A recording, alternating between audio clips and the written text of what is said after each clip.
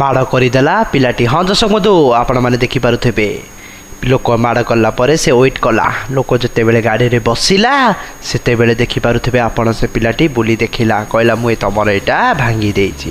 ହଁ ଦର୍ଶକ ବନ୍ଧୁ, ଏ ଭିଡ଼ିଓ ଏତେ ଶୋଚନୀୟ। ସେ ଲୋକଟା ଏମିତି ଦେଖି ତାକୁ ଏମିତି କଲା ଯେ ଆପଣ ବି ଦେଖିଲେ ହେବେ ଆଶ୍ଚର୍ଯ୍ୟ।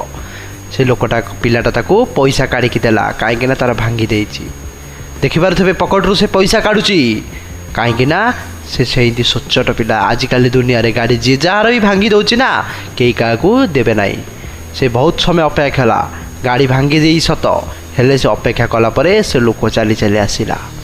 ଯେତେବେଳେ ସେ ଚାଲି ଚାଲି ଆସିଲା ନା, ସେ ଲୋକଟା ଯେତେବେଳେ ଗାଡ଼ି ଉପରେ ବସିବାକୁ ଚେଷ୍ଟା କଲା, ଦେଖନ୍ତୁ ବସୁଛି, ଯେତେବେଳେ ବସିବାକୁ ଚେଷ୍ଟା କଲା ସେତିକି ବେଳେ ସେ ପିଲାଟା ଦେଖିଲା ତା ପ୍ଲେଟ୍ଟାକୁ ଭାଙ୍ଗି ଦେଇଛି। କ'ଣ ବା କରିବି, ସେ ସେଇଠି ସଚ୍ଚୋଟ ପିଲା ବୋଲି ସେ ଠିଆ ହୋଇଛି। ଆପଣମାନେ ଏ ଭିଡ଼ିଓଟିକୁ ଭଲରେ ଦେଖନ୍ତୁ, ଭଲ ନଜର ପକାଇ ଦିଅନ୍ତୁ ଏ ଭିଡ଼ିଓଟିକି। ଯେତିକି ଶୀଘ୍ର ବଇଛି ପିଲାଟି ପୁରା ପଛକୁ ଉଣ୍ଡିବ, ସାଙ୍ଗେ ସାଙ୍ଗେ ଉଣ୍ଡିବ। ଦେଖିପାରୁଥିବେ ଉଣ୍ଡି ତାକୁ କହିଲା ତମର ମୁଁ ନମ୍ବର ପ୍ଲେଟ୍ଟା ପଛରୁ ଭାଙ୍ଗି ଦେଇଛି ଧକ୍କା କରିକି। ହଁ ଦର୍ଶକ ବନ୍ଧୁ, ଏ ଭିଡ଼ିଓ ଏବେ ସୋସିଆଲ ମିଡ଼ିଆରେ ପୁରା ଭାଇରାଲ୍ ହେଉଛି। ଏତେ ମାତ୍ରାରେ ଭାଇରାଲ୍ ହେଉଛି ଯେ ପିଲାର ଇଏ ଦେଖିକି ପୁରା ଭାଇରାଲ୍, ଲୋକ ଚିନ୍ତାରେ ପଡ଼ିତ। ଆରେ ଏମିତି ପିଲା ବି ଦୁନିଆରେ ଅଛନ୍ତି। ହଁ ଦର୍ଶକ ବନ୍ଧୁ, ପୁରା ଭାଇରାଲ୍ ଓହ୍ଲେଇଛି, ଦେଖୁଛି, ଦେଖି ଦେଖି ଏମିତି ଭିଡ଼ିଓଟି ଏବେ ସୋସିଆଲ ମିଡ଼ିଆରେ ପୁରା ଘୁରି ବୁଲୁଛି।